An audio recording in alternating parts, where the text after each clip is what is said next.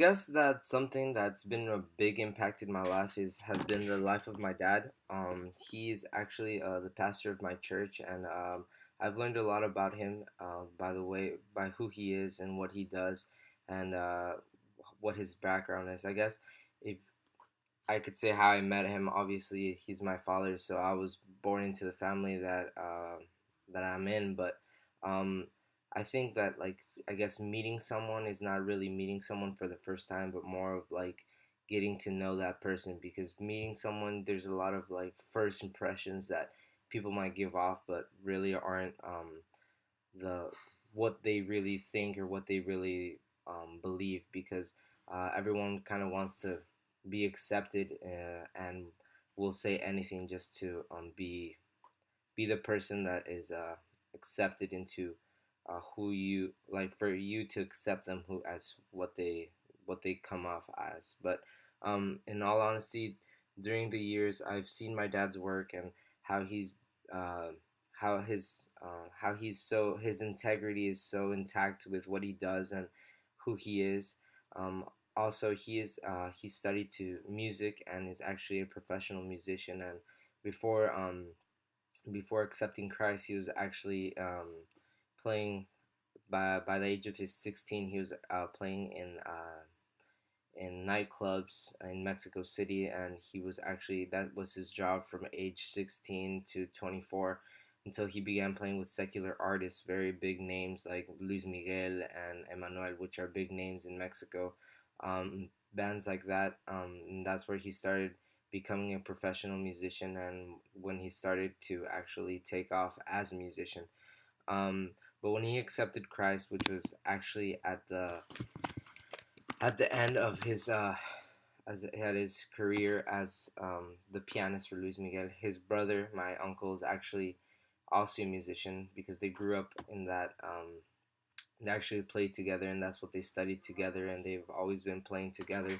So, as as musicians, they also played actually with a lot of the same artists, and they actually helped each other out in being able to bring each other on board when they stepped up in the levels of artists that they were playing with. So, and actually, my uncle is a pastor too now in California. But so the point is that when they were playing with these secular artists and Christ, when they accepted Christ, they were actually at the end of their musical career or secular music career, and they actually started a Christian band in Spanish, which was one of actually the first Christian bands in Spanish that had ever existed. Because usually Christian music had not been very popular, or actually had not even been played uh, till the 80s and 90s.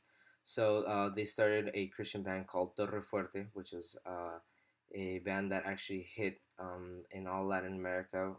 They were actually very recognized and still are. They actually still travel a lot as that band, and they have played different shows.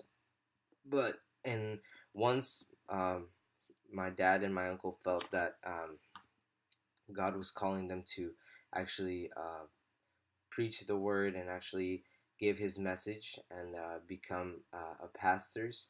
They actually left the even the Christian music world and started to their own church called Semilla de Mostaza, which was a church they started in Mexico City. And since they were recognized musicians and artists, a lot of musicians and artists came to this church at the beginning, knowing who they were and who they had played with, and the band that they had. They were actually attracted to come and listen to what they had to say, and actually a lot of people were reached through their lives. And now uh, that happened about 20 years ago. And now uh, they started. My dad started a church down here in McAllen, Texas, which is South Texas, and he has one here and one on the other side of the border. And he actually goes back and forth every Sunday to preach. And my uncle left the church in Mexico, which grew to about 2,000 people. He left it to another pastor, which his name is Fermin Cuarto. He was a secular rapper, actually very recognized too. When he accepted Christ, he became a disciple of my uncle, and until my uncle left him the church, and he became the pastor of that church. And my uncle's went to California and started a church there. So um, I guess it's something that inspires me to know that God has a plan for your life, because at times we feel lost and we feel like we don't know where we're going. And I feel like his my dad's story and my uncle's story, and how I guess I met them, or how I got to know them, was actually something that